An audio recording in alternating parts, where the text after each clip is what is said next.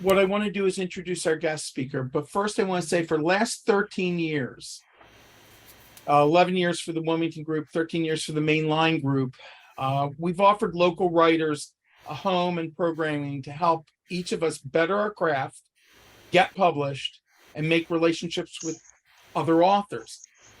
I've been very lucky. I've felt privileged to be in a position to offer that home. And I've met a lot of talented people who have agreed to come, present, share their gifts to people, and the people within the group who are undiscovered gems that you'd never know if you're walking down the street, the kind of talent that people have that they don't do as their primary function. But with that as a backdrop, today is really extra special for me. I get to connect each of you with one of my absolute favorite storytellers, and I get that personal connection as well. Christine Lavin is special among the special. She's a rare breed of singer-songwriter who tells stories worth telling using words and melodies. We try and do it just with words. Imagine then what she does in adding melodies and shortening those words. She supports the music community in huge numbers of ways. She's released 27 CDs, and this year she's the MC for our local folk festival. If you want to see her play, I think she's playing the Monday at the end of the folk festival. She's also down in Selbyville, Delaware, which I'm in Westchester. That's about a two-hour trip, but either of those is accessible. If you've never heard of her, tonight we're going to fix that omission. And you're going to hear from a professional about another aspect of writing and storytelling that you can add to your quiver of arrows that, it's a bad metaphor, that you can add to your own knowledge base, right? To help you be better at the particular type of writing that you're doing. Christine has not only agreed to talk to us, she's agreed to play us a song or two as well as an example. So we're very, very lucky to have her tonight. Christine, do you want to turn on your camera? Hey! Hi, everybody. I've been watching everything, but I've been very, very quiet about it. And by the way, I look at Leslie and I feel like we could be sisters. I think we look alike. And there was a guy named Bob Menzensheimer who was the book critic at USA Today who was a big fan of mine. And out of the blue, he wrote to me few years ago saying he's got all these books and he has no shelf space. Can he send them to me? And I said yes, and I would then read them, and then I would give them away one at a time at my concerts, and everybody would write their name inside the cover of the book. And there's hundreds of books traveling now, and I've never seen one. No, none has ever come back to me. So, but I think that's such a great idea. And I thought I would start off with this song. And this is an absolute true story. By the way, I'm looking at you in gallery form. Okay, so I'm not looking at myself big. I want to see all your faces. But this is the first track from my latest album, which is called On My Way to Hooterville. I don't make things up. I just make them rhyme. So no one will get hurt. Let's start with Once Upon a Time. I did a concert in a quaint little theater next to a charming Airbnb. If I thank them from the stage, I could stay for free. The people who had the room before me, I was told, were a couple of cute newlyweds who loved each other madly and loved the king-size bed. Ooh, king-size bed. Thank you, thank you. I would love to stay. The owner said I would put good money on you having sweet dreams tonight. I did, and the next afternoon I did what I thought was right. I stripped the bed to make it easy to prepare for whoever would stay there next. But what fell out of the blankets and sheets left me perplexed. A blindfold, blue BVD size XXXL. a skimpy baby doll nightie, furry handcuffs as well. What did I sleep on? I can't ask for a refund, 'cause I never paid. What do I do with the remnants of this newlywed love parade? I guess I could pack 'em into my suitcase, give airport security a thrill when they go through my luggage on my way to Hooterville. What did I sleep on? Instead, I gathered up all the goodies, left them in a tangle with the blankets and sheets on the floor. I left a maid service requested sign dangling from my door. I left that night in an Uber. This is all true, by the way. The driver said, "Please get in the front seat." Did I mind if we stopped at a drive-thru? He was hungry, he had to eat. Then he leaned over to me. He looked me in the eye and said, "I can't see in the dark." Riding shotgun with him was like taking a spin in a dangerous amusement park. Then he confided that he had no money, and if I would pay for the food, he'd give me a ride to the airport for free. That put me in a mood, 'cause everybody knows the Uber charger's automatic. I had to let that one go. At the airport, I told him, from now on, only drive in the daylight. He said, I know. I waved goodbye. He put the car in gear, disappeared into a dusty cloud, checking me out in the rearview mirror, cranking Joe Rogan up loud. Oh, it's a brave new world where anyone can be a taxi or an Airbnb.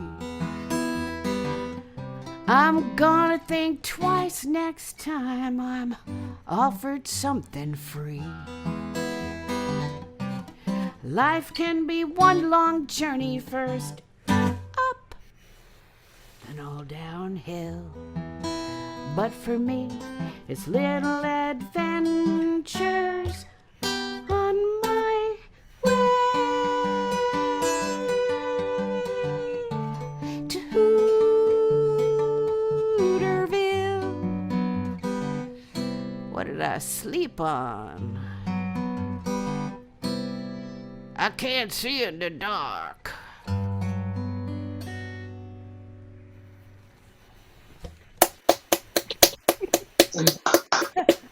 Now, I gotta tell you, those things actually happened in two different experiences, but I put them together because, it made sense to do it as a song. And what I have on the record is, that's Hooterville Part 1, then I have Hooterville Part 2.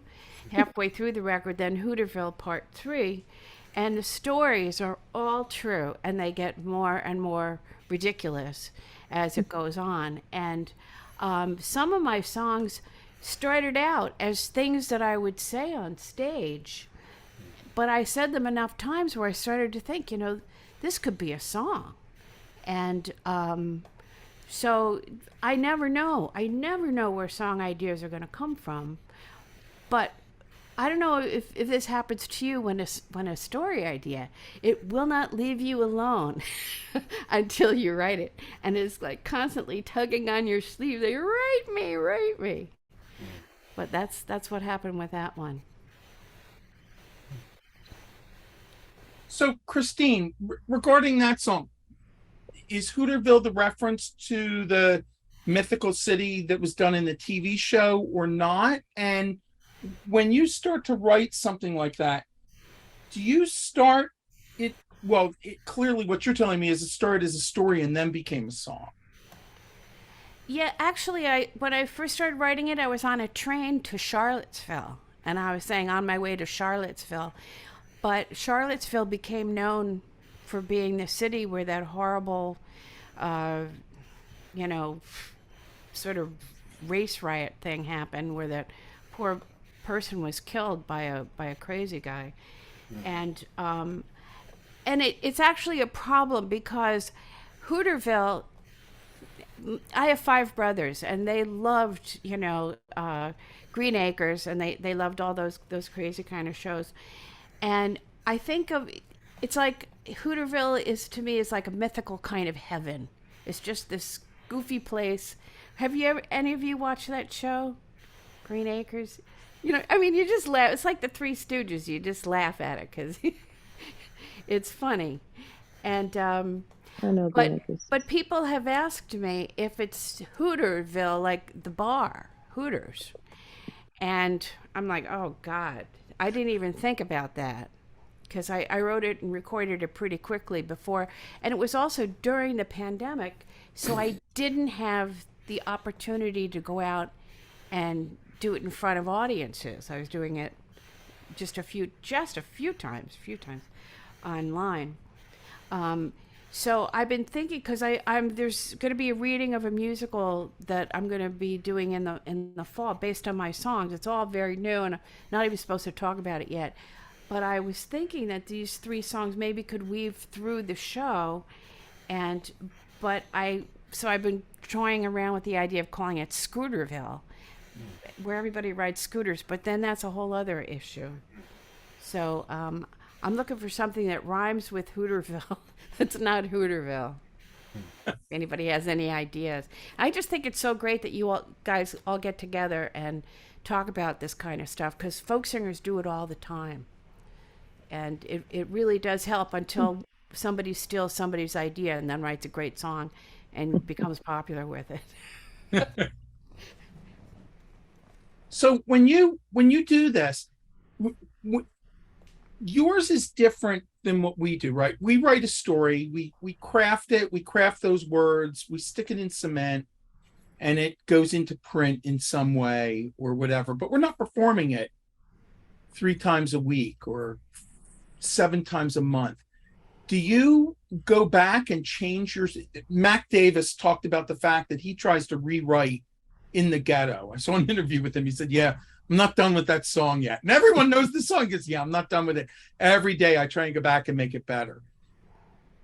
When you write a song and you've kind of set it down, and start performing it, are you done? Do you still monkey with it? No, songs are never, ever done. I've become friends with a huge influence on my writing was a man named Irvin Drake. He died in 2015 at the age of 95, and I knew him the last 15 years of his life. He wrote Good Morning Heartache, I Believe for Every Drop of Rain That Falls, and he wrote my all-time favorite song, which is It Was a Very Good Year, the Frank Sinatra song.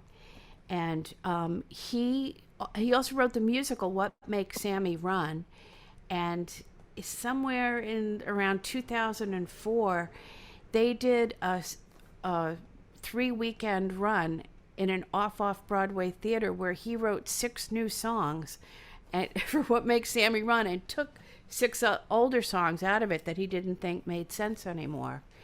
And that's when I learned, just watching these guys, these really heavy hitter, very, very serious songwriters. He was friends with Johnny Mercer and all of the greats, who passed down advice to each other. Johnny Mercer told Irvin Drake told me, and I tell songwriters all the time, that Johnny Mercer said, if your song doesn't rhyme exactly, it's because you're not finished working on it.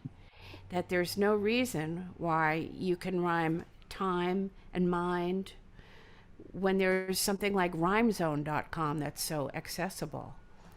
And songwriting is a craft, and all the songs should be perfectly rhymed. That's the whole deal with songwriting.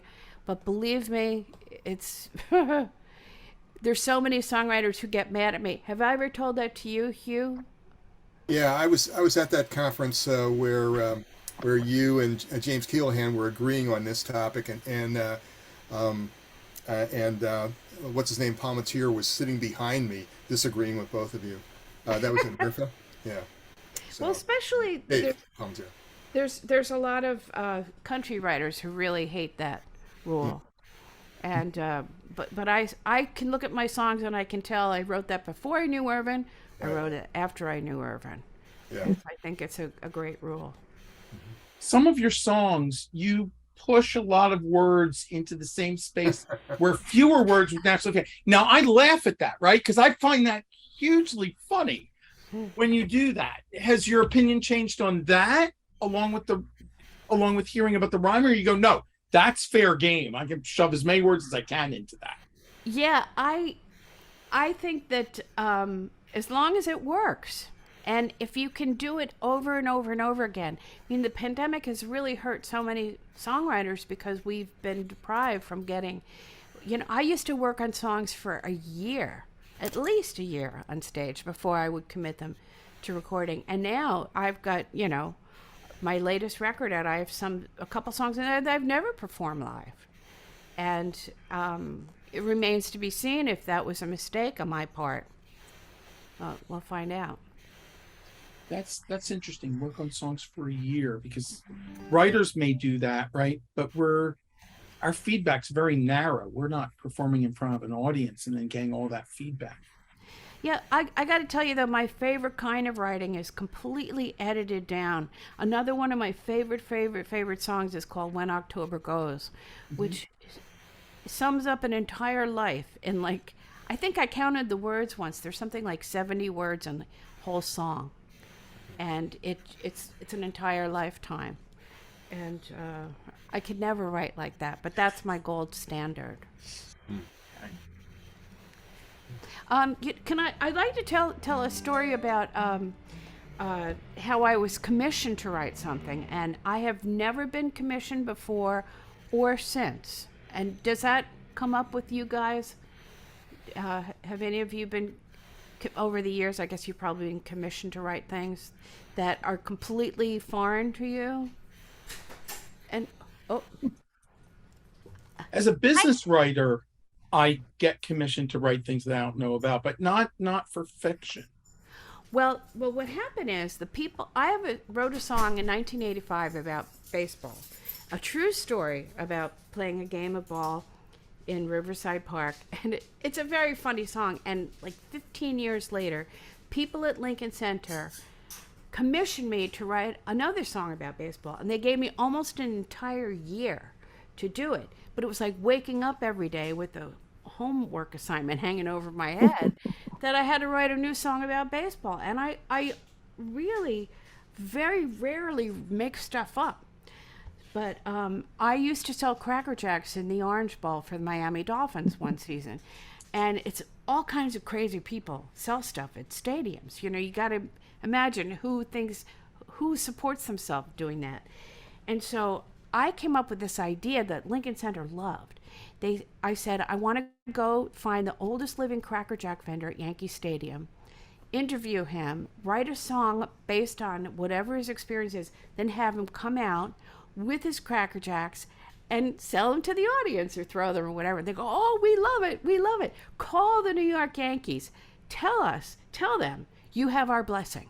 So I called the New York Yankees, and I had to call. It took me 3 days of phone calls to get to the person from the front office who was supposed to be able to tell me whether or not I could do this. And he listened and he said, ma'am, there's no way this could happen within a year. And we're not saying we would even allow you to do it because you do not understand the legal ramifications of what you're asking. I said, what legal ramifications could there be? And he said, New York Yankee is a trademark term.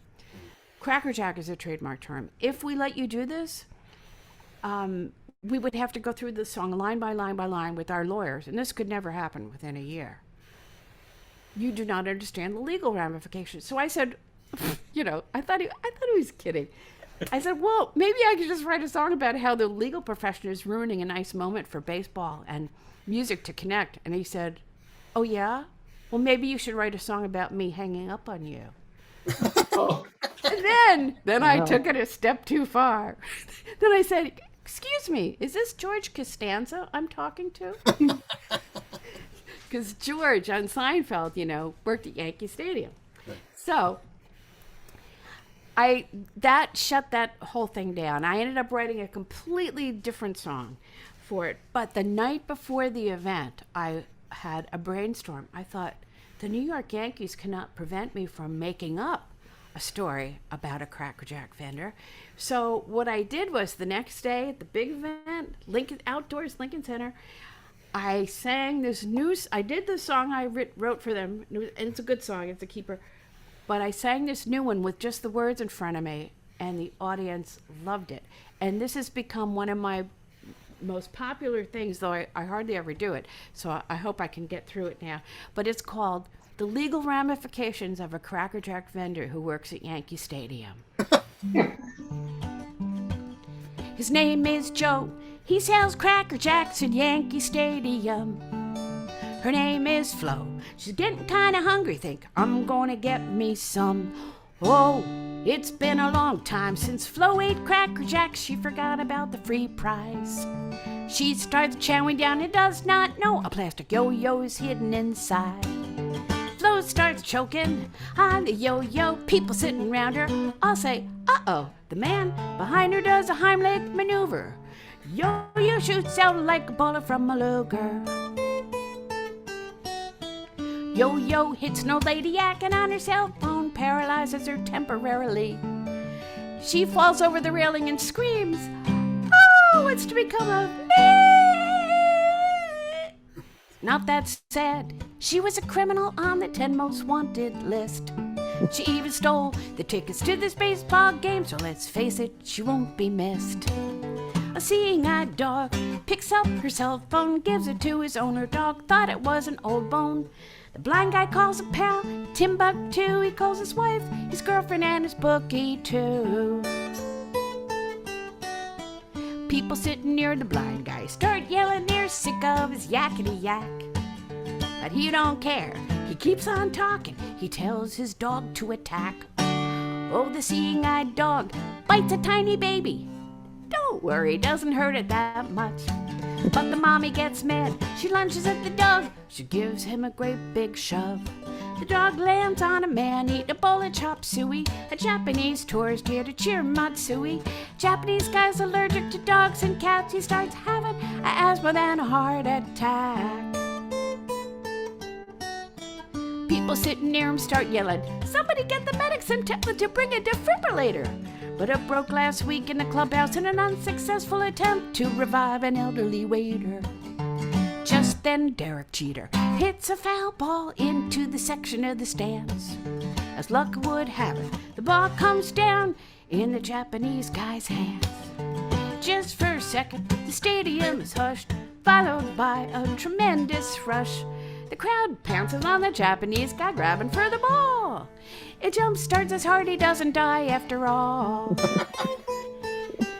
Meanwhile, Tommy Smothers is walking through the stands. He sees a yo-yo lying on the stairs. He bends down to pick it up, but people tell him, don't. A lady choked on it. Tommy don't care. Tommy Smothers did all these fancy yo-yo tricks. People are clapping, having a really great time. Suddenly, Flo stands up and screams, give me back that yo-yo, Tommy Smothers, it's mine! Flo and Tommy Smothers get into a big fight, kicking and screaming with all their might. Punches are thrown, tempers flare, yo-yo flies up into the air. Joe the Cracker Jack vendor catches a yo-yo, puts it in his pocket, and he walks away. The Yankees lose that game to the Red Sox. Joe sells a yo-yo on eBay. Oh, the Japanese guy takes a turn for the worse. I'm so sad to report. His family wants to sue Derek Jeter and the Yankees for millions. Yankees want to settle out of court. The case drags on for more than a year. Derek Jeter drowns his sorrow in beer. Steinbrenner falls in love, and what do you know? The new girl of his dreams is a yo-yo woman, Flo. Yo-Yo Ma and the Smothers Brothers play at the church the day Flo and Steinbrenner are wed. They feast on champagne and Cracker Jacks. Steinbrenner chokes on a prize and drops dead.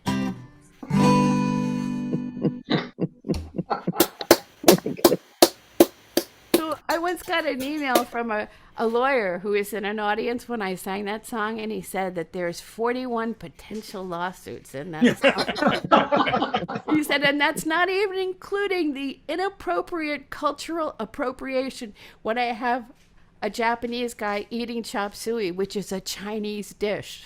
And I didn't even know that. I made that mistake. But when I sing it now, I say, I hope it gives the New York Yankees headaches and heartaches for years and years to come. So, Christine, that's not the full song, right? I mean, on your live album, there's more to it. Well, you know what? Have you shortened it? Have you decided it worked better as a shorter song? No, it's not. It's actually longer. Yeah, it's longer. It's longer than what's on the record because I didn't realize that when I recorded that in Colorado that was a earlier version of the song before it was really finished. But I also tried rewriting it after Steinbrenner died because I felt it was sort of bad to poke fun at him when he was dead. Okay. But enough time has gone by it, and everybody knows who Derek Jeter is. Right. Because I had A-Rod in it, but people didn't like A-Rod because he was hanging out with J-Lo. So, you know. And now she married Ben Affleck.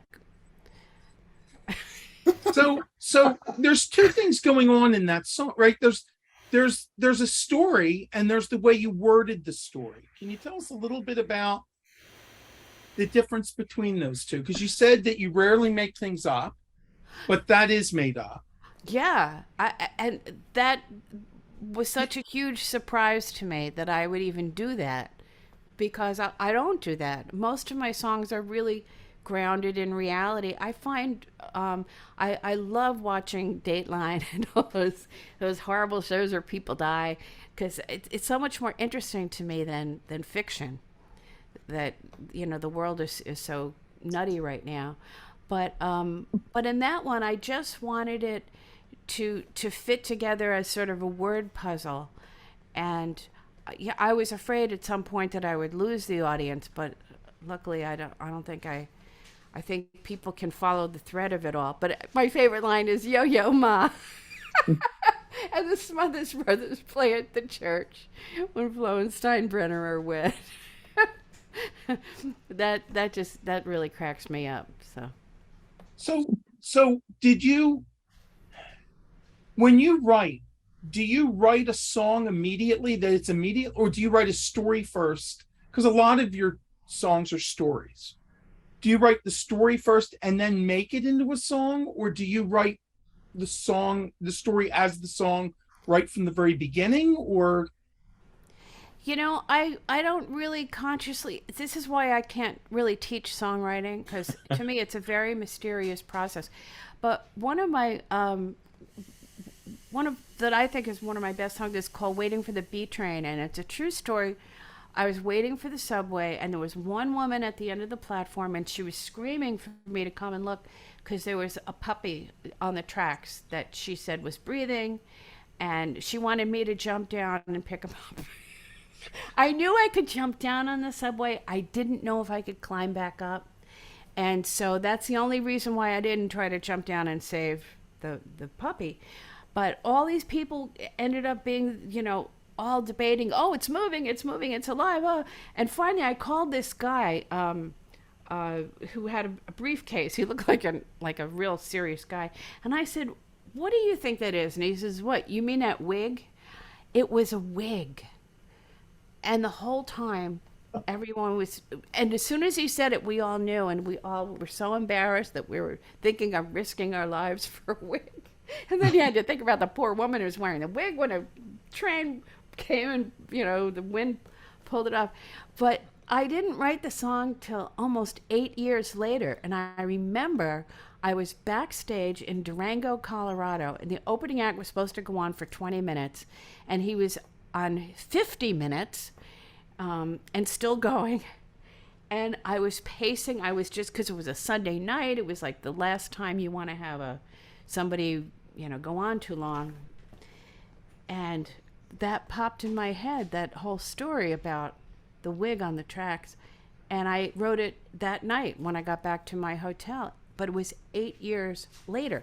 But that's one of the great things about being an older writer, is that you have so much more memory to delve and to plunder and to come up with story ideas for. Because sometimes you just need to have the marinating process, or the percolating process, whatever you call it, before a fully formed idea will come out of it.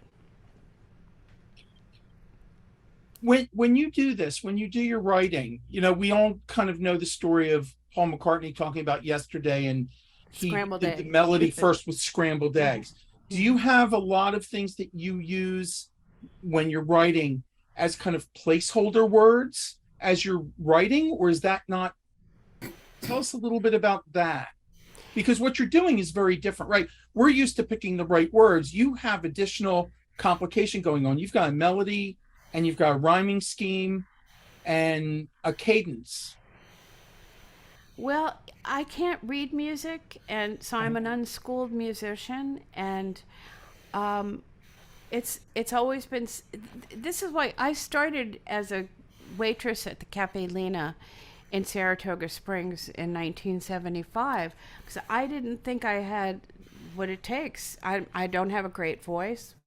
I can't read music. By the way, though, I did spend a month at Yaddo in September 2019. So it was just a few months before the pandemic started. And Yaddo is a really, really interesting place, because have any of you been to Yaddo? Or have you applied? Do you know What is Yaddo? It's in Saratoga Springs. It's close to 100 years old. And you apply. It's mostly writers, but there's also artists and musicians who go. And you can have breakfast all together, and then you get a box lunch, and then there's a big dinner every night in this gorgeous, gorgeous dining room. It's this beautiful estate. These poor people, well, they're very rich people. Their children died, and they wanted to do something with their money that affected the future. So it's had, many, mostly writers, I think, are known for Yaddo, and Yaddo does not want you to leave the grounds. They want you to stay there and really become part of the community. Though people are always coming in and people are always leaving, you can stay for a week, stay for a month, stay for 6 weeks.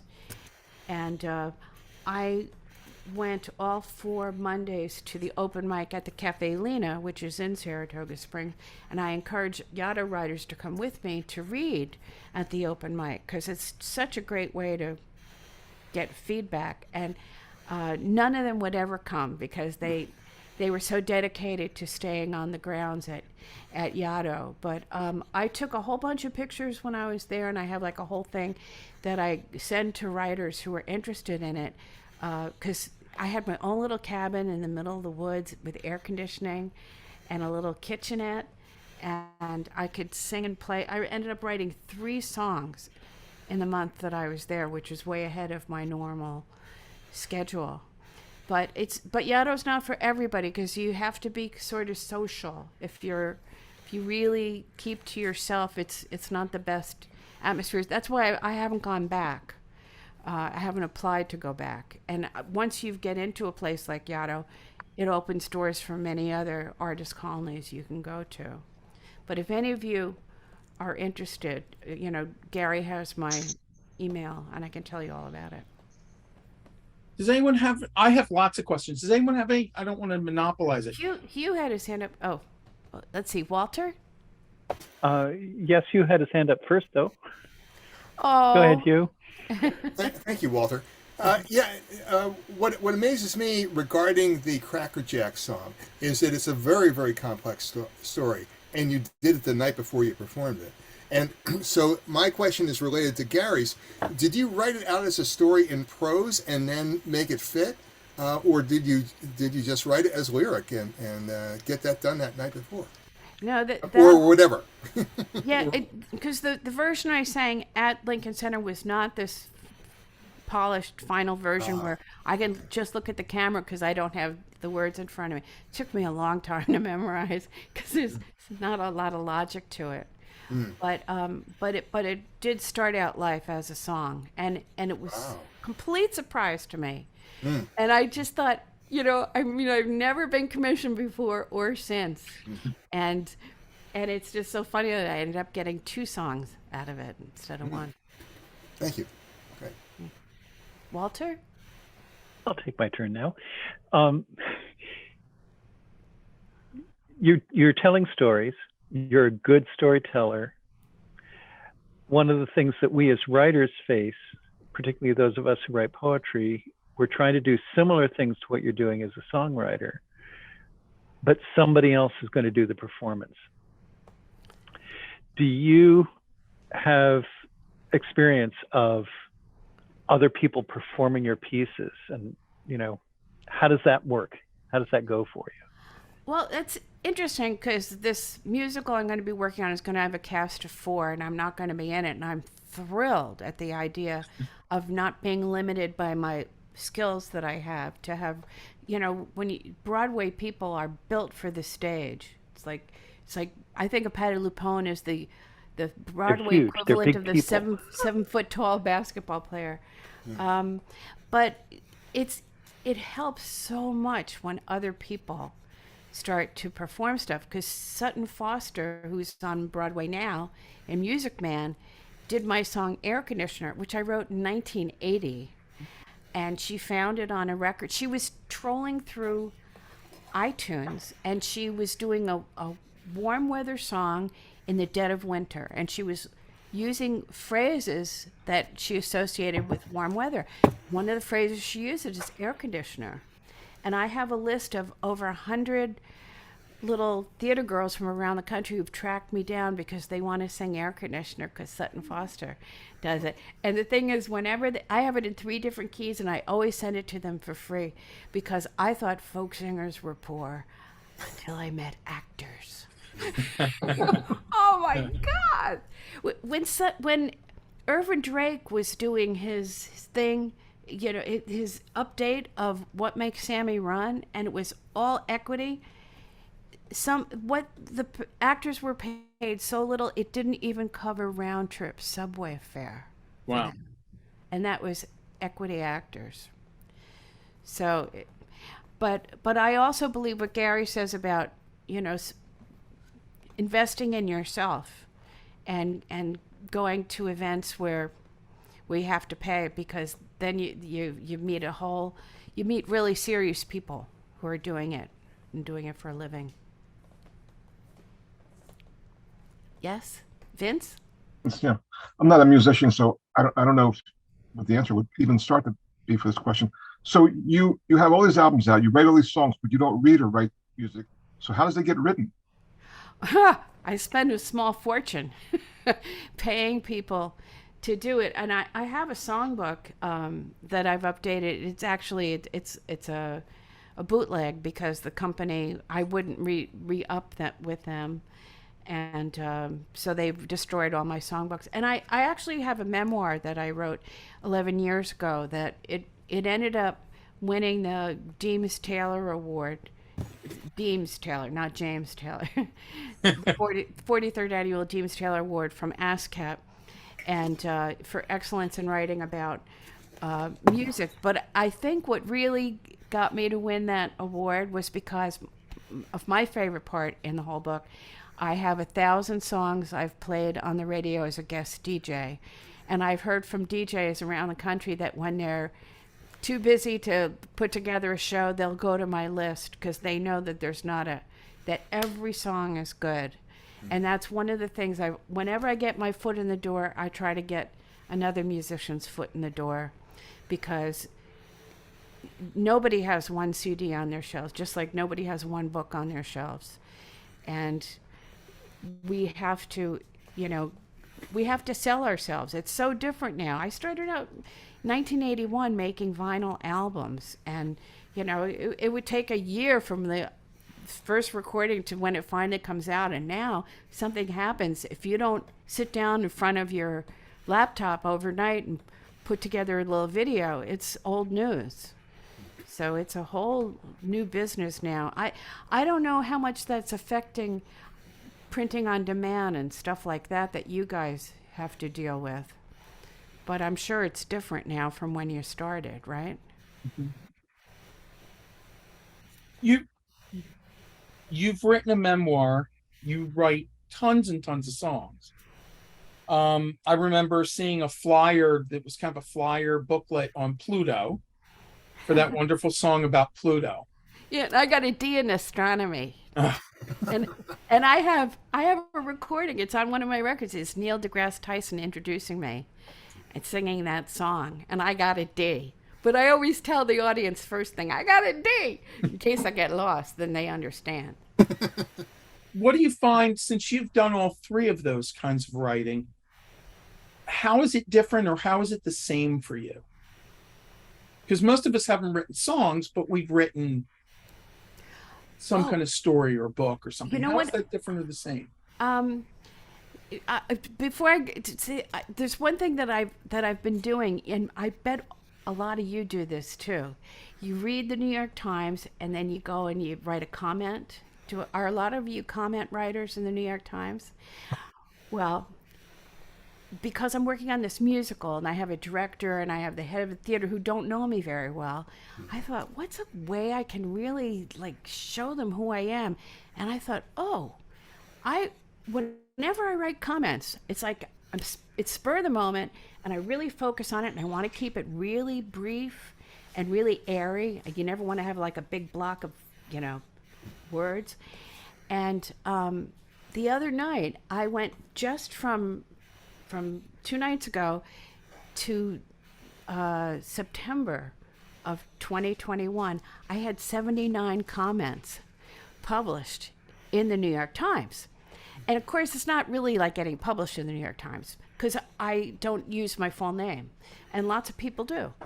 And so I know an editor there, and I wrote to him and I said, who has the rights to these? Is this something that writers could actually use? Because I found that I learned a lot about myself, and I also found out that there were lots of people who were writing comments responding to my comment, and I didn't even know because I never went back because I wrote it and then forgot about it.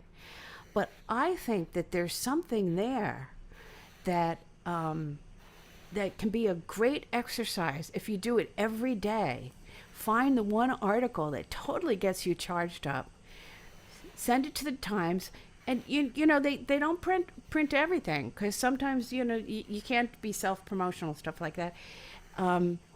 But I think it's a great way to just focus yourself every day. It's like, do you all do Wordle? Yeah. You can do Wordle and then do a comment and then get on with your regular work. But the different kinds of writing, I come from a long line of letter writers. My mom wrote letters all the time to the newspaper. And remember, it used to be you'd sit at the kitchen table and you'd shake the paper and you'd be mad, and then you'd have to sit down and write a letter and then take it to the post office, and it'd take forever. And now you can just do it so quickly. So I think it's a great way to discipline yourself and to have fun too. Leslie, did you want to ask a question? I did want to ask a question. I know you've got 27 albums, I think is what Gary I'm said. working on 26. I have 25 that are out. Sorry. But I have 10 compilations of other people's work that I've put together. So my question is, do you ever take an old tune and just rewrite the words? Oh, yeah. In fact, I did it on my latest record. It's a song.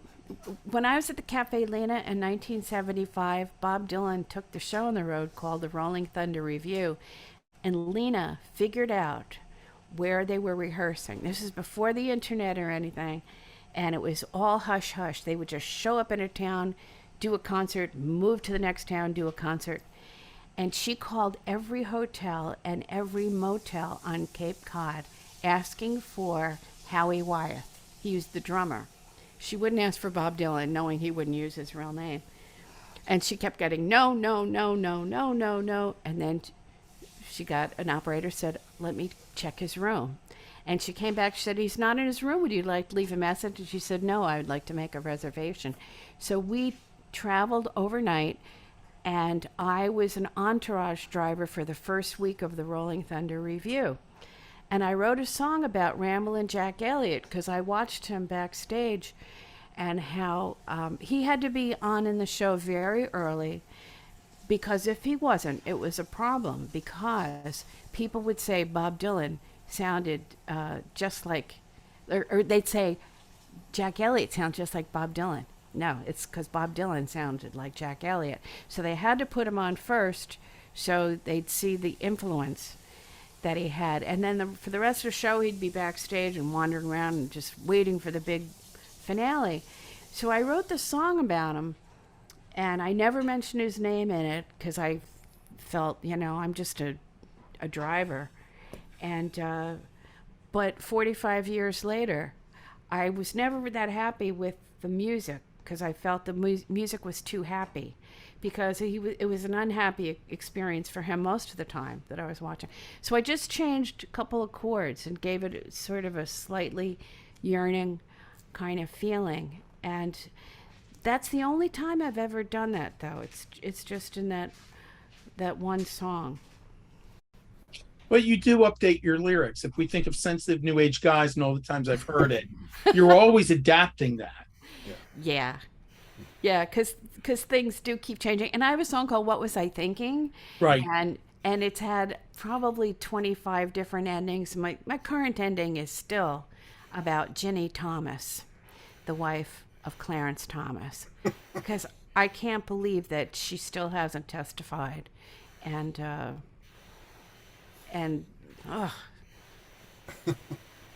but I had an ending about Elliot Spitzer when he was in trouble.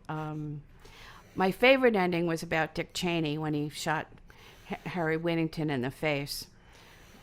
Not meaning to, of course. Of course. But that's one of the, having a song like that where you can just plug in at the end of it, having a format so you just know what the rhyme scheme is a great thing to have. But I guess it wouldn't be the same for writing. Unless for poetry. When my kids were growing up, I can never remember all the words to any one song, but I know a lot of songs. So it's a legend in our family that I would sing a song and I couldn't remember the words. So I'd start making up rhymes to go to the songs. And the game was, is it real? Or is it something mom made up? So I didn't know if you ever make up any like that on the fly. Oh, that's got to be the hardest thing. And when I see performers doing that, it's like my hat is off to them, because only one time in my life did I ever do that. It was at the Bottom Line.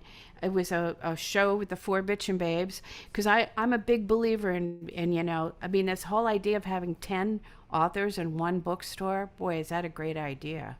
Because with On a Winter's Night and When October Goes and the Four Bitchin' Babes, if people, they might not come out for one person, but they'll come out for four if it looks like it could be a bargain. And we would ask for people to write suggestions down, and then we would do a song based on their suggestion, but it would be a song that we already sort of had in our repertoire. But somebody wrote something, and I couldn't remember. I remember sitting there thinking, oh, this could be, and I ended up writing a verse in my head, and then toward the end of the show I got up and I sang a song. I don't even remember what song it was, and then I sang this whole verse based on what somebody had put in the bag, and the place just went crazy. And I knew that was once in a lifetime event. What's it gonna happen again? But people who do it, there's a woman named Ann Hampton Calloway who does it every show. Her sister is the one who sang the theme song for The Nanny. So she comes from a very musical family. And when when she does that. Oh, and there's a woman named Susie Mosier. She does a show in New York every Tuesday night called The Lineup. And she gets her opening song is, "This is my opening song." And then she just starts singing about all the people in the audience and about how her father destroyed the lives of 4 women that he married, and how glad she is that he's dead. And but people absolutely love it because what she's singing is all real and it's all just kind of made up on the spot. But that's such a skill. Mac Davis used to have a TV show for a short time, and he now don't know how much they edited out, but he used to get phrases from the audience and then make up a very quick 1-verse kind of a song out of it, almost like a limerick. Well, a lot of songwriters who do that, if you see their show a lot, you find out that they sort of have a formula. But it is very impressive. And it's not the kind of formula that you would share with other people. You would just keep that to yourself and salute them in your heart. We call it a party trick. Isn't that what Wayne Brady used to do in that Whose Line? show, What's My Line? Or Whose line? Whose line is it? Whose line is it? Okay. Yeah. Yeah. I never watched that show, so. Yeah, he still does that on the game show he's on too. So are any of you going to read? We didn't. This was all about you and us learning from you tonight. So we weren't, although we'll be doing that in some future meetings, but this was all about you. Is there anything else you would tell us about songwriting that I don't know? Because I don't really know what to ask, right? But is there anything else about songwriting that you would tell us that either, not that you have a formula, but there's a way that it comes to you? Do you start with chords or do you start with phrases? I usually start with, the idea and the first line of whatever it's going to be. But, there's a songwriter, a storyteller named Don White who is really great. He's more of a storyteller than he is a musician. Mm-hmm. He can only play just a few chords. And he has plugged himself into that whole storytelling world where he does very, very well. And a lot of the storytellers who also now incorporate a little music into their shows, they don't have to have a lot. And they don't have a lot of fancy chords they play, because when you're telling a message song or a story song, you can't have complicated music when the words, you want the audience to follow the words. But if any of you have any skill at all, with an instrument, especially like a ukulele, ukes are very easy to learn. There was a show that was at the Encore series in New York, No Nanette, and when they came out for their curtain call at the end, the entire cast, it was a big cast, there were at least 40 people, they were all playing ukuleles. And they were really playing ukuleles. And if they can teach 40 actors how to play 3 chords on a ukulele, you can put that into what you're doing, even if you've never played an instrument before.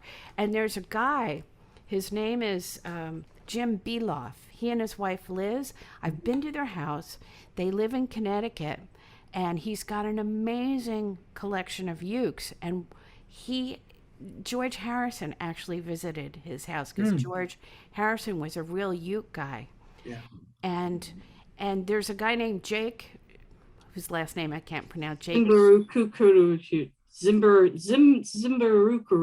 Yeah.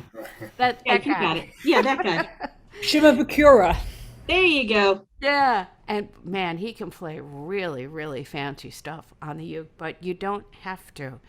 And if you've ever seen a singer named Maud Maggart, she's a her sister is Fiona Apple, but Maud is a completely different person musically.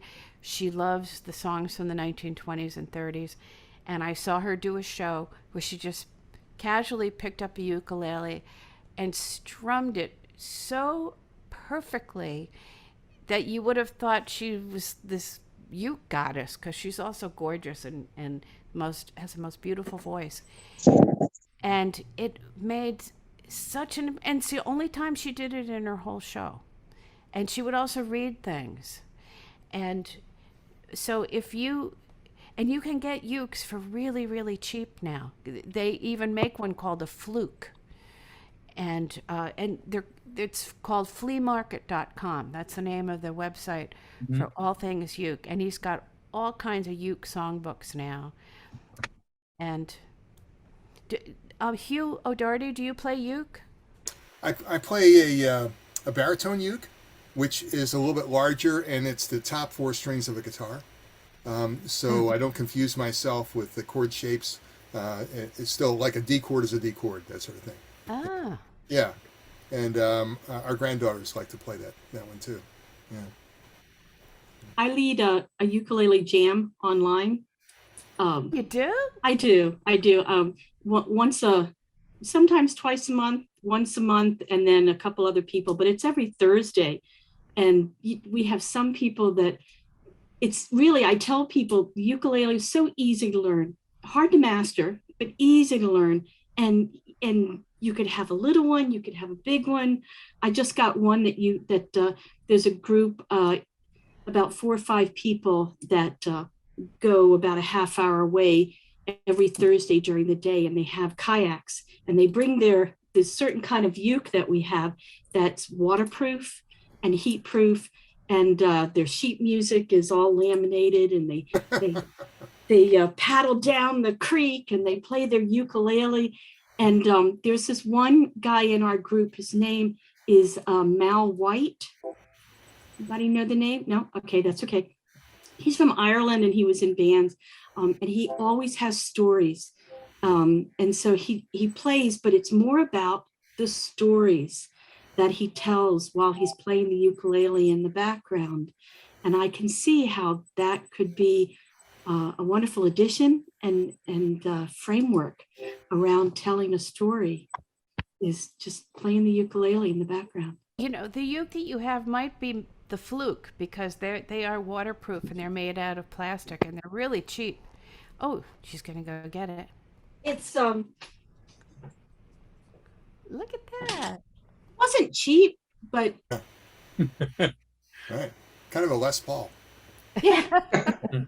Yeah, and we always use the Jim Beloff books, the Daily Ukulele. Those are the wonderful. And I met the husband and wife, and they were telling us about George Harrison. And there's in one of their books, they have a picture of the ukulele that he signed on the back of it. Yeah. They have the most amazing house. They have a double kitchen, because it was the people who owned the house before them had a restaurant. But his uke collection is really amazing. Yeah, but Mal takes songs from Ireland and England, and he changes the words all the time, and comes up with just creates whole new songs with them. And I like that. You only have half the battle that way. Yeah. Can I ask a question kind of from left field? Do you ever do talking blues? I'm not really a fan of the blues. I did write one song in the blues style. It's about my hearing aids, because I have hearing aids now. And most people, it takes them 7 to 10 years before they actually get them from when they've been told they need them. Wow. But I got mine after 5 years. In fact, one of the songs I wrote was up at Yaddo when I wrote and I even made the video for it. And but are you a blues fan, Walter? No, I was more interested in, the song that you sang us, it was very melodic, and you were using the melody to tell the story. And I wondered if you ever did a sort of talking blues thing where there was just this rhythm underneath where you told the story on top of it. I'm trying to think. Oh, I was never. Oh, now I can't. You know what? It's been.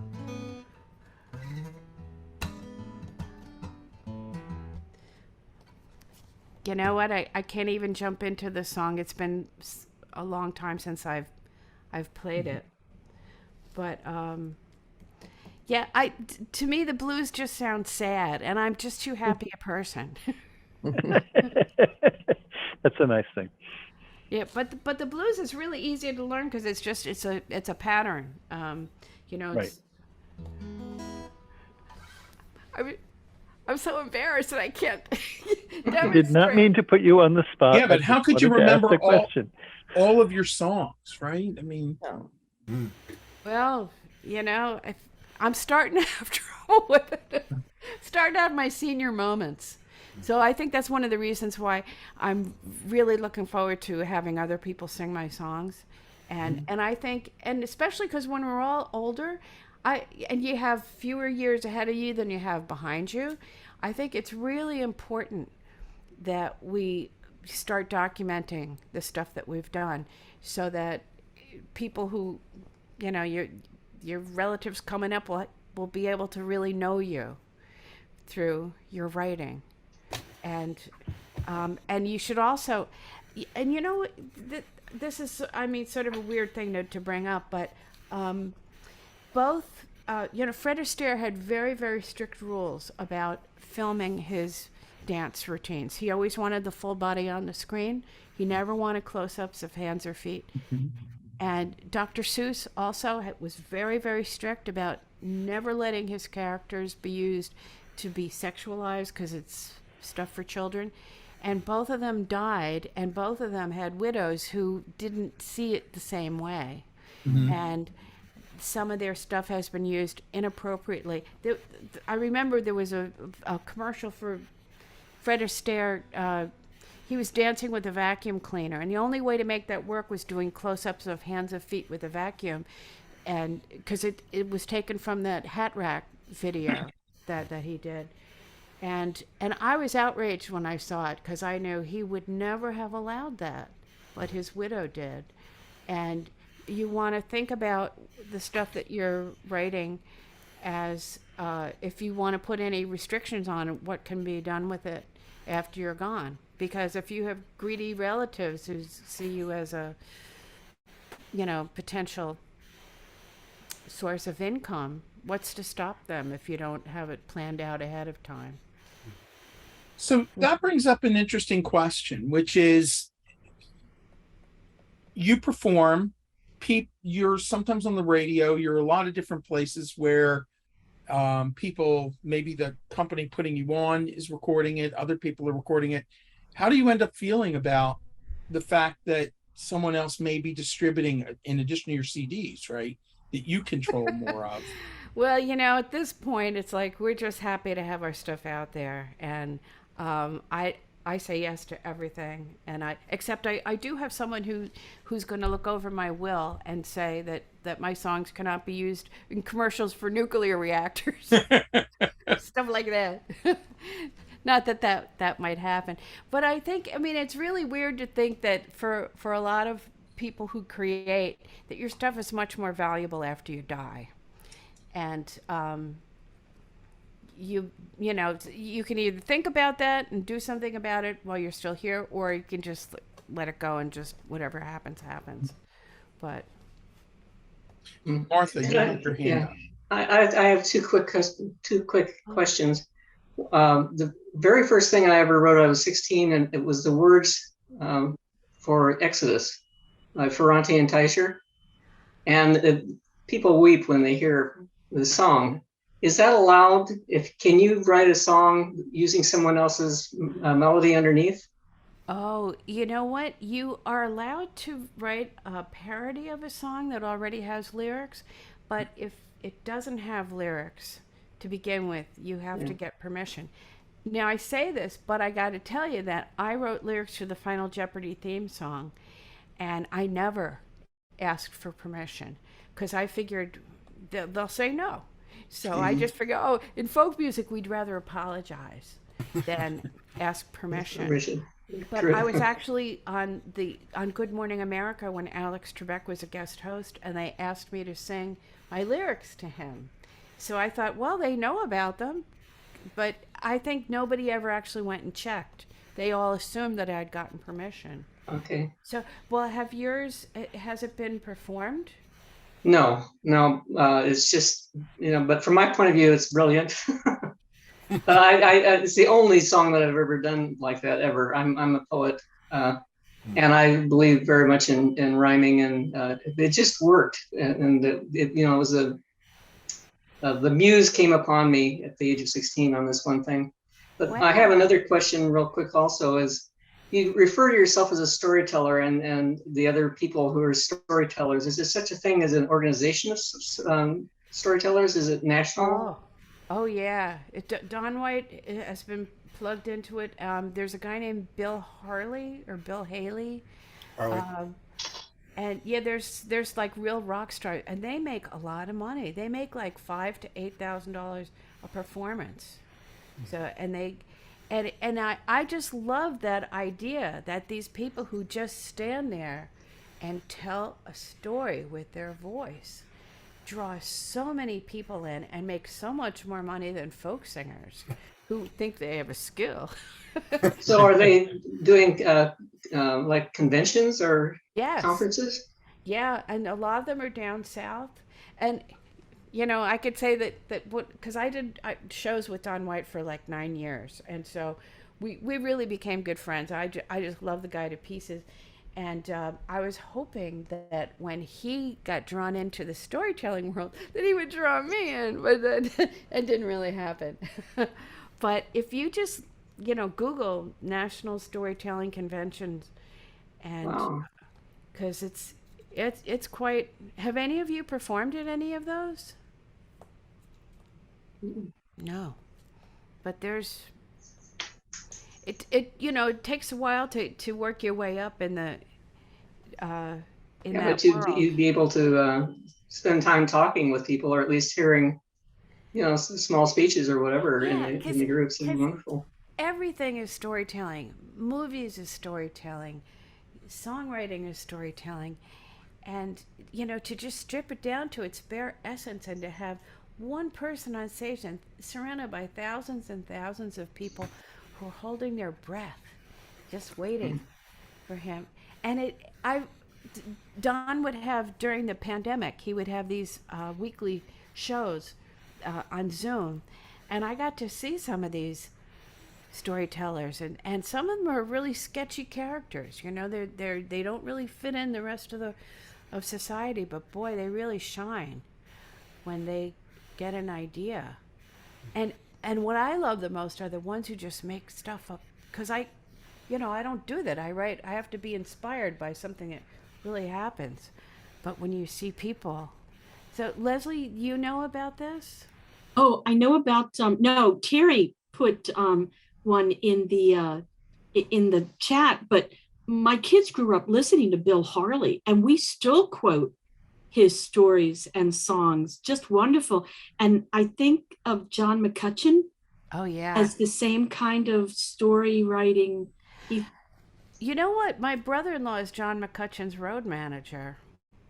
Really? Yeah. It's a small world. Yeah. So I don't know John McCutcheon that well. And he's newly remarried and he lives down south, but I'm sure he could probably talk for hours about what he does. I went to something called Folk College in the middle of Pennsylvania in May. And it's 3 days of workshops and performers, and John McCutcheon was there this past May. And so I took this lecture with him, and there were 8 people in the room, 8 people. So we had him all to ourselves talking about, and he was talking about, for how many albums he's done, writing his songs with social justice, human rights in mind. And the way he writes a song, and I never noticed this before, is that to bring the listener in even if they're politics or they don't know much about it. He starts a lot of his songs with I am, so that you're not an outside looking in. You are the person, and he takes you through what it feels like to be that person. And he talked about songwriting, using songwriting to persuade and to open hearts and minds and maybe change opinions. And there were 8 people in the room. Wow. That's like a gift, right? Sure. Oh my goodness. Wonderful. Wonderful. He's so good at it. He wrote like 50 songs during the pandemic. Yes. And he did give those free concerts online. I know a lot of people did. Doogie McLean did. And Yeah, John McCutcheon. this Sunday, I'm actually the closing performer for the Greenwich Village Folk Festival. I've been the MC for the Folk Festival since July 2020 when we went online. And all the concerts are completely free, except we tell people they can make donations if they want to. And there's 10 performers who each do 15 minutes. And again, it's not a competition. We're all trying to do well because we all split the money equally. And the money turns out to be about $100 each for 15 minutes sitting on your sofa on a Sunday night. And that has really, I mean, there were many months where that was the only money that I made during the pandemic, but I'm very lucky. I live in a place for performers where the rent is low. There's no comma in the rent that I have to pay, and I collect Social Security. But I am telling you, if you guys did once a month some kind of a reading thing where you each did a short amount, I don't know, 7 minutes or 10 minutes or 15 minutes, whatever would make the most sense. Our show is, we've always felt it's a little bit long because it goes from 7 till about 10, and that's a little long for people. But if you do it for free, you get all these people who will stop in and watch because it's not costing them anything. And we try to be persuasive in explaining that we're just splitting the money. It's grocery money that we're making. And I bet that you could do that too. And it would take a while to build up an audience. But we film all of them, and they're all online at greenwichvillagefolkfestival.org. And we're doing it again this Sunday at 7 o'clock. And it's really, that would be a great way for you guys to jump into try to interface with the storytelling industry that is out there. Where do you perform? Are you on the street? Are you in a cafe? No, we're at home. It's all online. Oh, wow. Yeah. And it's because the people who love folk music, they know that we've all been struggling, and they want to, if they're enjoying it, and they don't have to give. If they can't afford to give, we make it very clear. We're just so happy that you're here. So. Mm-hmm. So as a reminder for everyone, I don't have the date when you're in Selbyville, which is about 2 hours south. That's a little later in August. You know what? It's on the 13th. It's already sold out. Oh. And then the Philly Folk Festival, you are the MC. Yeah. It's a very hard job because and then you're also performing on the Monday, I think. Yeah, I don't understand that either. Why am I performing when the festival's over? I'm expecting 8 people to show up for that. I couldn't figure that out. Thing is, when you're the MC, one of the things I had to do is when David Crosby, and he was so fabulous, and he had such a great band, and I know some of the players, they played on one of my records. It was so great to see them. He played too long, and he was the closing performer of the whole festival. And they have neighbors, and they've got to be quiet at a certain time. So I was the person who had to go out and say, you all have to go home. David Crosby can't do an encore. And like, you motherfucker! Oh, that was tough. That was really tough. So But if you- also, you have to Go ahead. stretch sometimes. I mean, Right. I wish they would have just regular storytellers as the MCs, because you guys would have like, you'd know that you got this thing for 30 seconds, this one's for 60 seconds, and this one's 2 minutes. And you can just, but one of the things I did was I wrote on my guitar all the songs that I knew that were short and how long, the length of them. So I could sometimes do songs in between the performers. Oh. But so that's something to think about. Well, for anyone who's interested, the Folk Festival starts on the 18th, Thursday, goes to the 21st. Christine is scheduled to perform on the 22nd. Haven't figured out how to get tickets to that the last time I looked, because it wasn't with the rest of the tickets. But I guarantee you, Christine puts on an amazing concert. Well, the most fun part is when I do sensitive new age guys and I get guys up from the audience. Yeah. Be my pips. And they get to swing and sway and snap their fingers. Sensitive new age guys. And it's really, really fun. That's the thing I love about folk music, is anybody can do it. And you can end up being part of the show. What do you think about this, not fairly, but a renaissance of patronage, where I follow several musicians and groups, and some have these online concerts since the pandemic, and you go and you pay. When you go, you pay what you can, but you pay, and we always pay as if we were going to a concert. But there are a couple performers that I love their music, but you can't go to an online concert unless you are part of their Patreon page. And I'm thinking they're missing out on so many people that would just drop in and say, hey, you're great, I'm going to throw some money at you. Yeah. I know some people on Patreon, and I got to say, some of them I think are making more money than anybody else. And I don't think it's, the people who really need the money are too shy to ask for it. But I think it's much better to make it all free. And though I have to tell you, I did a show on 9/11, and one of the people actually worked at the World Trade Center and had taken that day off to spend mommy time with her daughter. It's like, oh, thank God. Wow. Because so many of her coworkers died.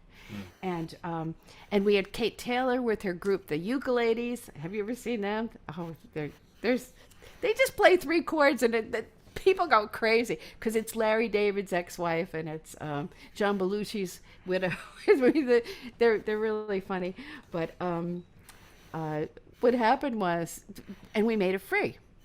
And so this woman donated $500, and I got to tell everybody when I was doing the accounting at the end, I just sent a quick email to everybody who's in the show, and I said, oh my goodness, we're all going to make over $100 because somebody gave $500. And then the next day she wrote, and she said her husband was really mad at her, and could she get a refund for some of it? So I said, well, how much? And she said, can I have $400 back? Then I just sent emails to everybody and said, well, we're not making the money that we thought we did.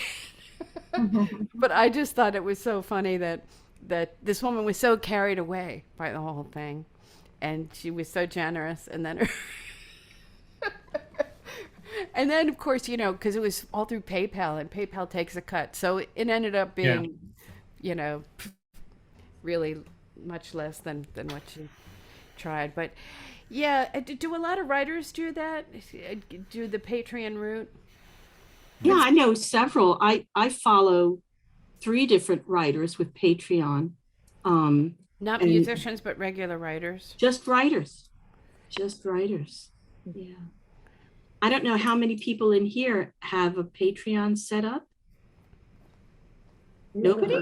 I don't think anybody would admit it. Okay, I do not. But in another group I'm in, there are at least 7 that have Patreon. It's hard to make money at being a part-time writer of fiction, right? Because a lot of the publications either pay almost nothing or nothing. and we all want to get our pieces read. And so even when we want to get them read, you don't get accepted for free. So it's challenging. Some people have figured out a formula that works for them, but a lot of us are just using it to build an audience.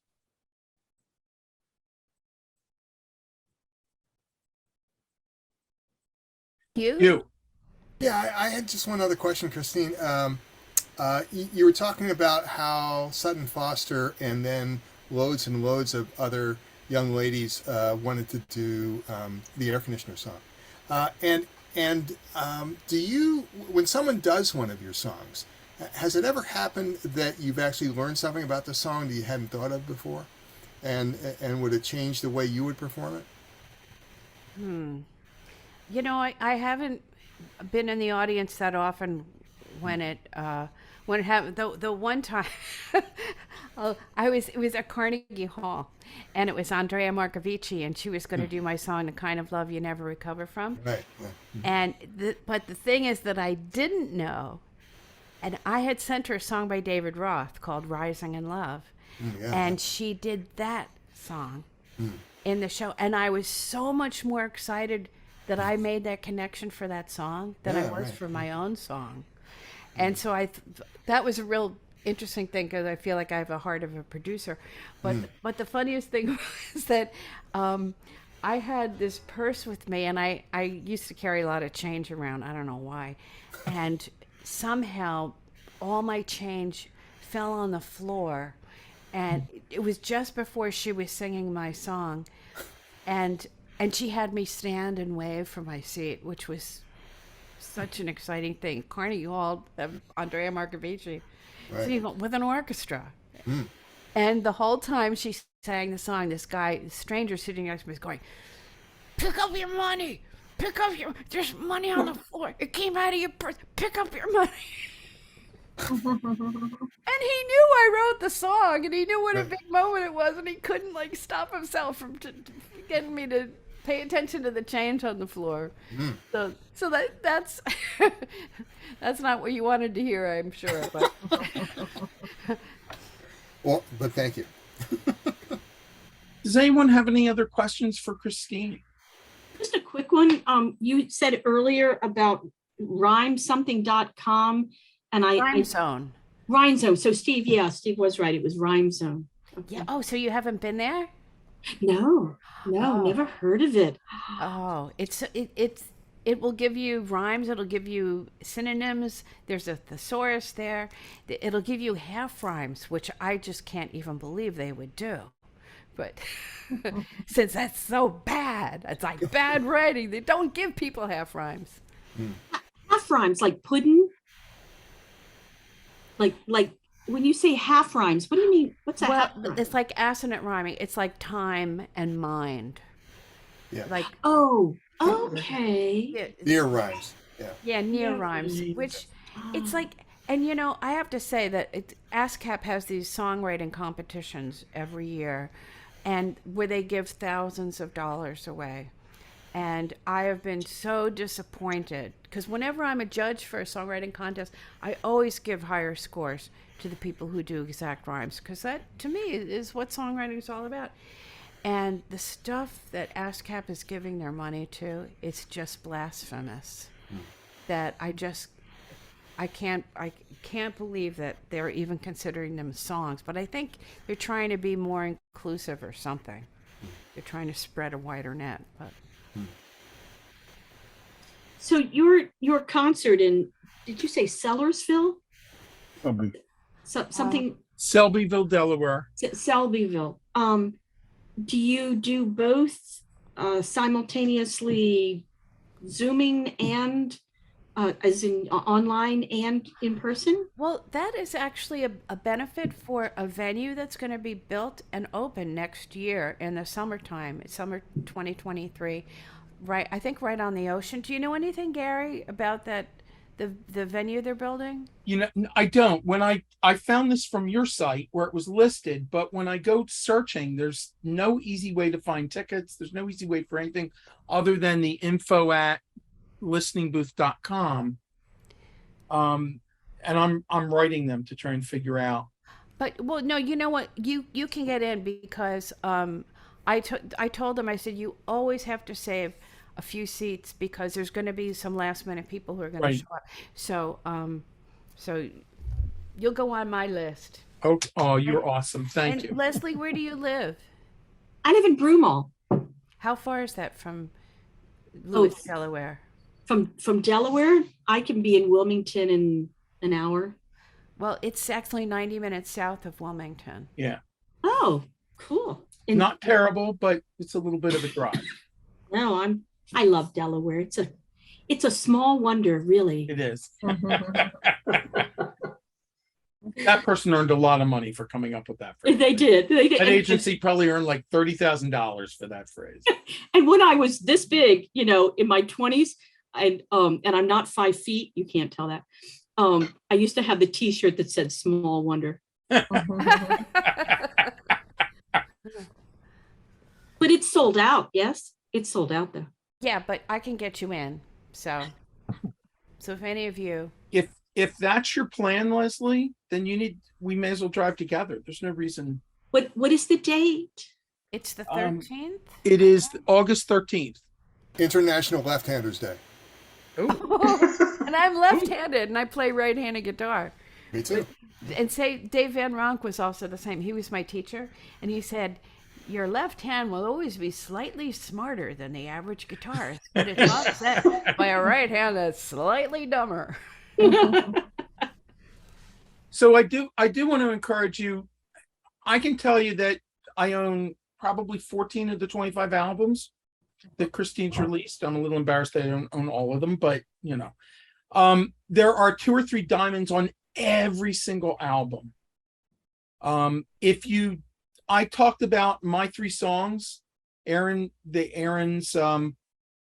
podcast, right?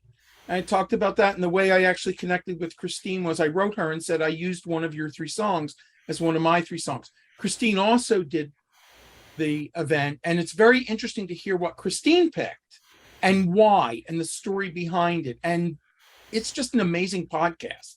Yeah, to I listen listened to the because new one today. I just listened to that as well. Yeah.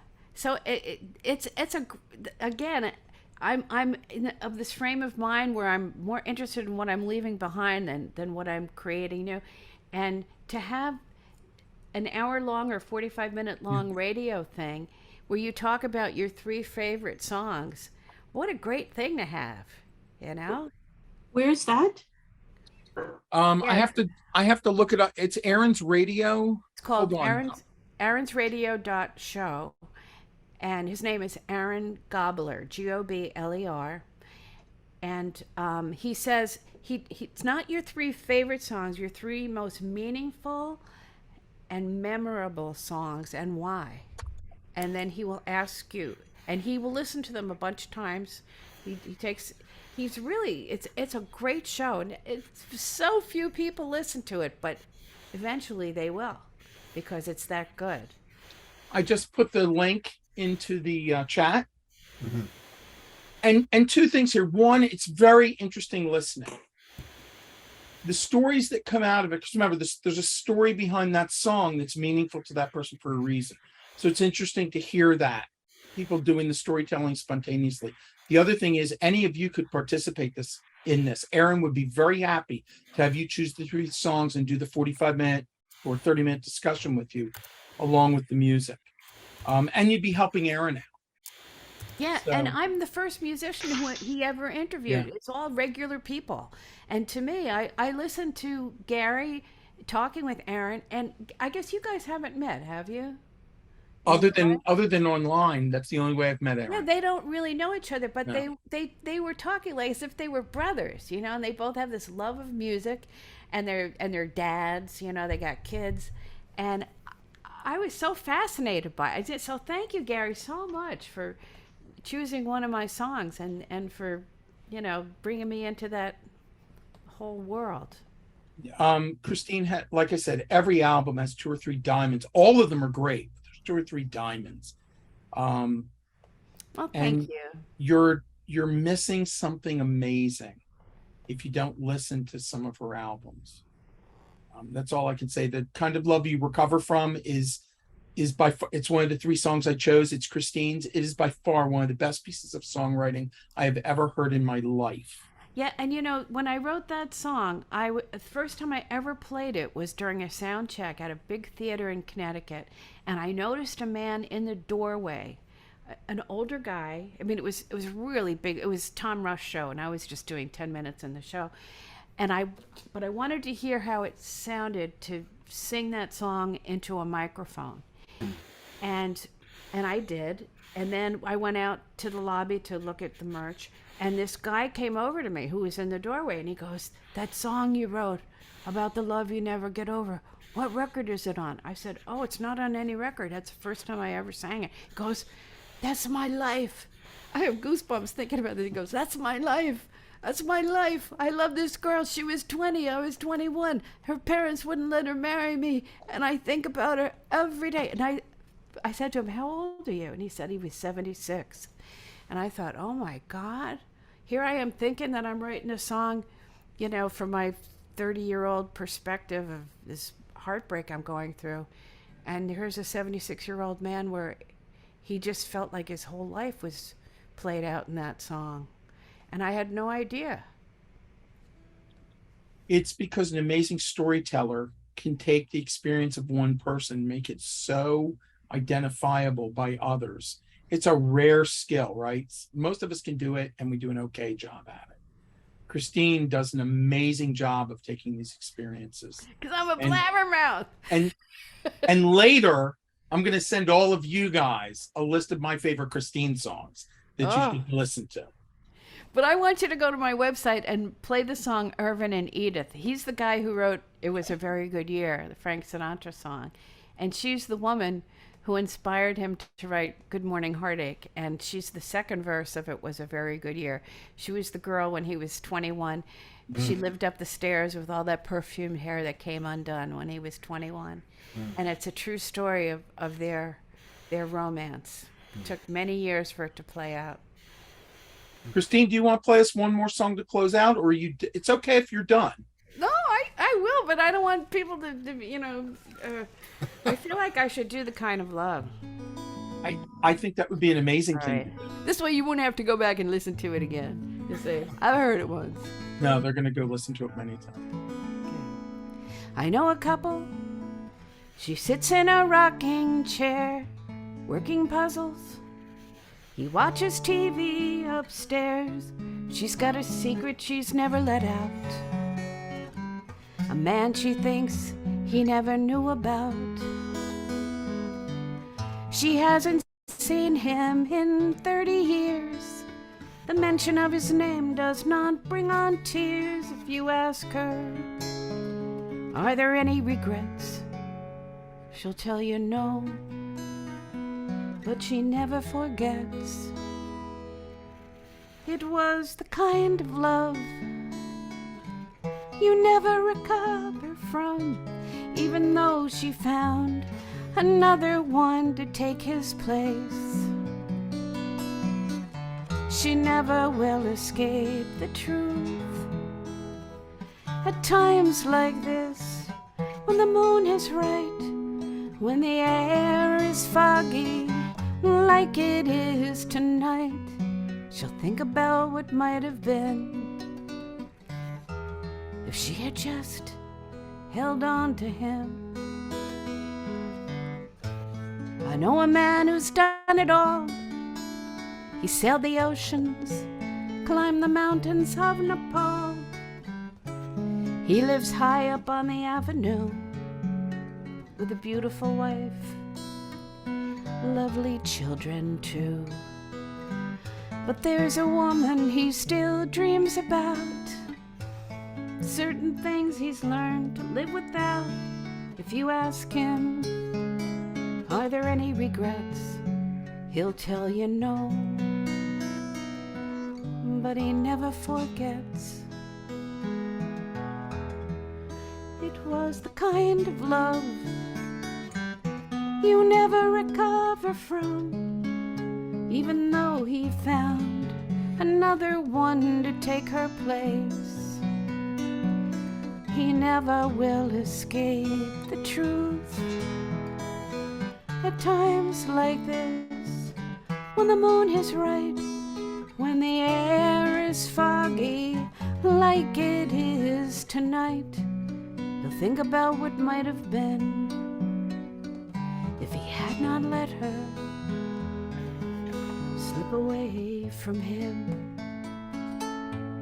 I read about a woman who said she never regretted anything she'd ever done. Such arrogant words always seem to be spoken by those who then die young. So here am I, looking at you. Oh, tell me, what are we gonna do? Am I destined to be a regret? Are you that one I will never forget? Years from now, will we curse the day you let me let you walk away? Isn't this too dear a price to pay for the freedom of going separate ways? This is the kind of love you never recover from. Don't tell me I'm gonna find another one to take your place. I never will escape the truth. At times like this, when the moon is right, when the air is foggy like it is tonight, I'll think how sweet life could be if you would stay with me. Oh, stay with me. This is the kind of love you never recover from. Don't tell me I'm gonna find another one to take your place. Try and face the truth. Let me hold you close tonight. The fog is lifted. The moon is so bright. Oh, think how sweet life could be if you would stay with me. Oh, stay with me. This is the kind of love you never recover from. This is the kind of love you never recover from.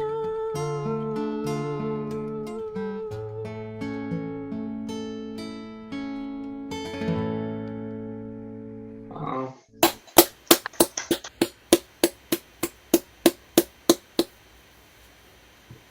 I didn't know you knew about me, Who said that? Martha. Yeah, Oh, Beautiful. it was really lovely. you know, I have to show you these earrings that I'm wearing. The guy that I wrote the song about died in 2013, and there was a lot of drama at the end of his life where his son wouldn't let me in the apartment and said I was feeding his father too much. And so I was advised by a lawyer to tape record any phone calls I made. And so one of the phone calls, I actually got to speak to him, and he was so confused, like, where are you? Why are you here? And I was right down the block, but I was pretending I was on the road because I didn't want to tell him his son was doing this. And so he said, I love you. You know that, don't you? And I said, oh, yes, I love you too, Maury. And it ended up on a recording. And so I have a friend she's a new friend. She's a goldsmith, but these aren't gold. These are silver.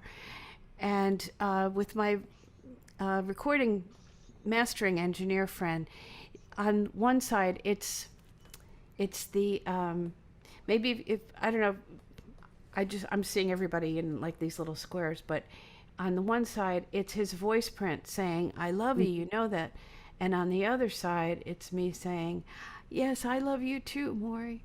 And so I wear these now whenever whenever I sing, because I want his voice near me.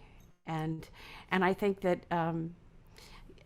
that for all of you who are writers and you're doing your stuff out loud and you're getting together with other writers, that what you do is so important, because there's a songwriter named John Bocchino who used to play with Holly Near, and he's a wonderful, wonderful composer. And he has a song called Temporary. And he says, everything is temporary. Everything is temporary. And we're all temporary.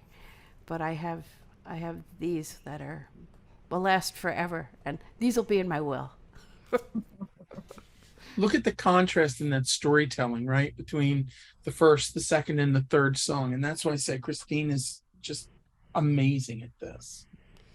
The second verse is basically about the man that I'm singing it to, because he did very well in life. He traveled all over the world. He had all these great experiences, but he had no love at home, none whatsoever. They all kept score with money, and I miss him every day. And who knew when I wrote that back in 1989 that I'd be living basically. So Martha, you said that you've had that kind of experience too? Yeah, but yes, but I had to say no because logically it was the wrong thing to do at the time. So, you know. But it was like meeting the guy. This is the guy I was looking for all my life, and it just didn't sync. It wasn't right to take it further. I knew if I said anything to him at all, my only way to get out of it was to completely not talk to him anymore, which was really sad. But you know, I was a responsible adult. I had children. I had a husband, and so you let it go. Is he still around? I believe so. Yeah, I've stayed away from him because if I met him, I'd lose it. So, yeah, you do it right. I bet half the people here have the same story, but we're not talking about it. I would think. I mean, that's not true too. that exact story, but same relation to that. Similar. Song. Yeah. Right. I did the right thing, but you know, every once in a while I look back and go, oh, yeah. Well, you're still. I'm hoping for reincarnation. I'll meet you on the next plane. Really, I gotta look. I'm gonna pin you, so I gotta look you up close. Let's see. Oh, how's that? You're still very cute. So, I'm a little bit older now too, so. Well, you know, it's funny because I look at. I make jokes in my shows when I say, "Come on, Grandpa, come on stage. I've had my eye on you all night." But well, you never know. You never know what could happen in the future. Well, after reincarnation, I'm hoping for wormholes. Does anyone have any other questions for Christine? Just thank you so much for sharing yourself with us. Yes. Yeah, Wonderful. thank you very much. Thank you. Thank you. Well, thank you all for listening and for being such an attentive group. And I wish you the best of everything. Same You're here. doing it the right way. So good on you, Gary.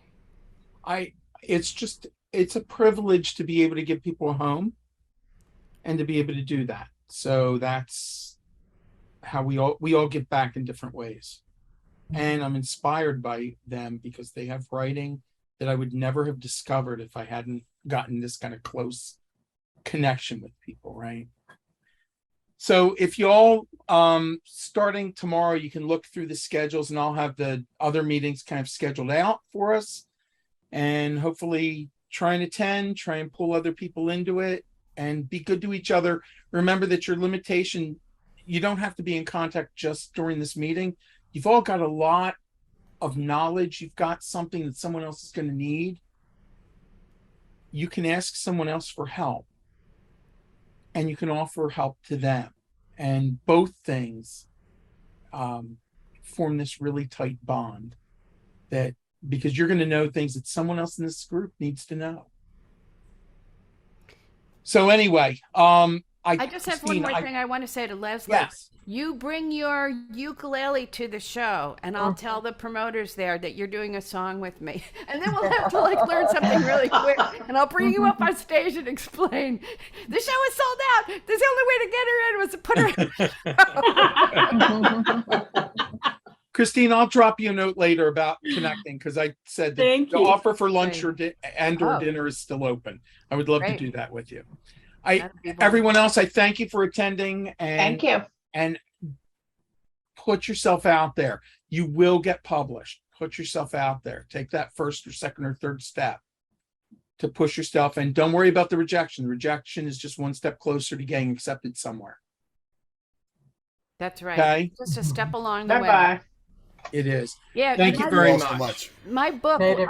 I open with being booed off stage opening for Joan Rivers. People, Oh, some people told me, never tell anybody that story. It's so horrible. It's such a nightmare. And instead I open the book with it. no. So remember, go find some of Christine's recordings online and hopefully buy some CDs, right? I don't And- care if you do. Just watch Yeah, the video. I care though. I care. Because you'll want it. You'll want it on that piece that never goes away. You want it on that piece of plastic that never goes away. Thank you all. I'll Thank talk you. to you all later, okay? Thank you. Thank Take you. care. Thanks, Christine. Thank you, Christine. Thank you Thank so much. Thanks, Christine. you. Thank you. Thank you. And I'll be in touch, Christine. Bye-bye.